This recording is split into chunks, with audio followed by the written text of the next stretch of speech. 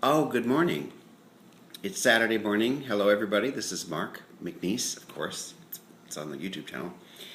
And I am at my friend Rick Rose's apartment in Shreveport. That's where Frank and I are staying. And if you saw yesterday's Cafe Blab, the YouTube chat show that I do with Rick, then you're getting familiar with Rick. He's quite a character. His energy never stops.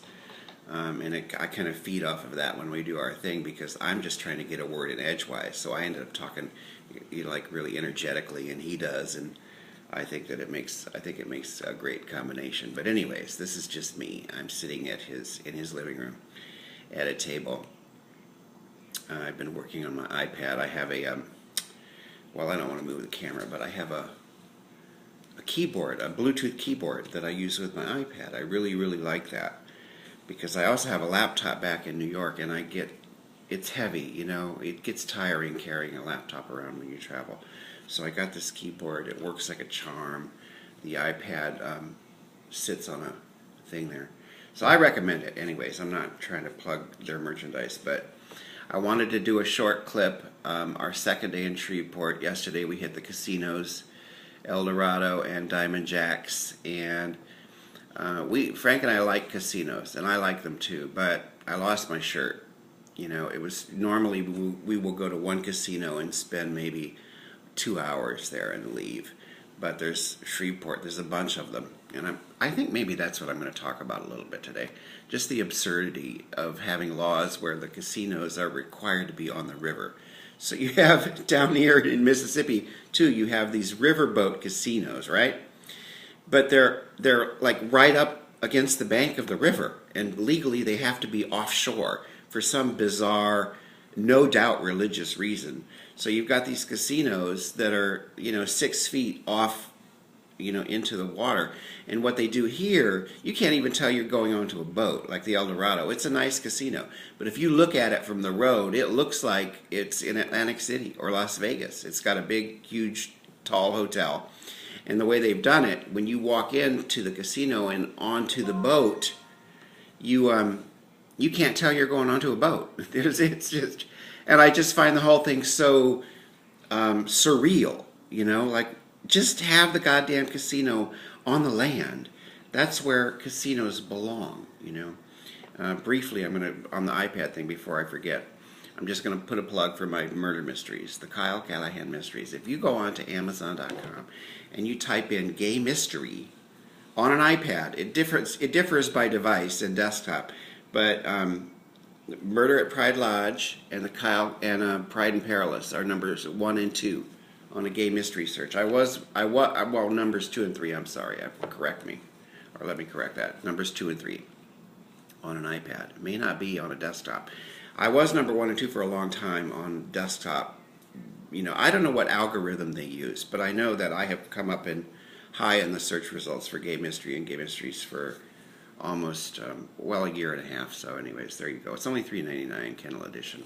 Support the cafe, support what I do. Spend $4 and buy one of my fabulous murder mysteries, the Kyle Callahan mysteries.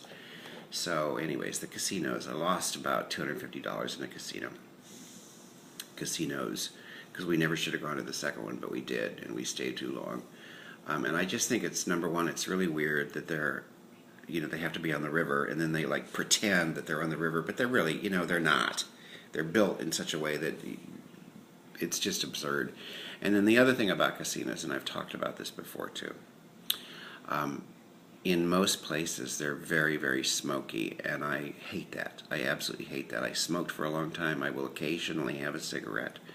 Recently, I had been using e-cigs, and that's another conversation, because they're not cigarettes. It's not tobacco. But I love going to the casino in New York City, like Aqueduct or Yonkers, because in New York State, when they say no smoking in these public establishments, they mean it.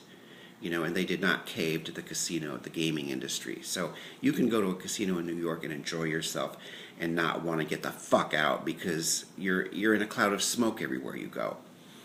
And But here, it's like most places, Florida, like all these other places, where New Jersey too, and that's ridiculous because they passed a law and then they suspended it because the casinos were afraid they're going to lose money. Trust me, nobody stops gambling because they have to go outside to smoke, and everybody should have to go outside to smoke for the benefit of the people who work there and the benefit of the many people like me who really have a nice time in a casino without the smoke. It's much better. But then again, maybe I save money. Maybe I save money because I don't want to be there too long. So we had a great dinner in Shreveport last night at a place called Ernest's. It's very local color kind of place. Pricey. It was not a dive. It was not like a roadside honky tonk. But I liked it. It was very nice. And then, of course, Rick's Restaurant Twine is fabulous. We had lunch there. That's where we did the podcast. And we're going to do a second one today, a short one. And I think today we're just going to see what there is to see in Shreveport. I really don't know because we've only been here for this is our second day. Find out what's out there. Rick's birthday party is tonight. He's going to be 49. And we head back tomorrow, back to the city. And back to trying to figure out what I can do to generate income and live a life that's more in line with my creativity. Being a writer and a publisher and editor and all that stuff. It's really difficult. It can be really challenging to say, I already know what I want to do. I'm not somebody who does not know what I want to do. I'm already doing it. But for the last 2 years, I have really been faced with the challenge of how do I support myself doing these things. But I'm going to figure it out. All right, so check us out, Cafe Blab, lgbtsr.org, something that I've had going for almost 3 years. The mysteries and lots of interesting things in 2014. I promise myself, so I'm promising you. And I'll be back relatively soon for another short Cafe Blab with Rick while I get it live, get it together while I can because we don't see each other that much and we're always having to do these with Skype. So see you soon on that and another clip at some point about something.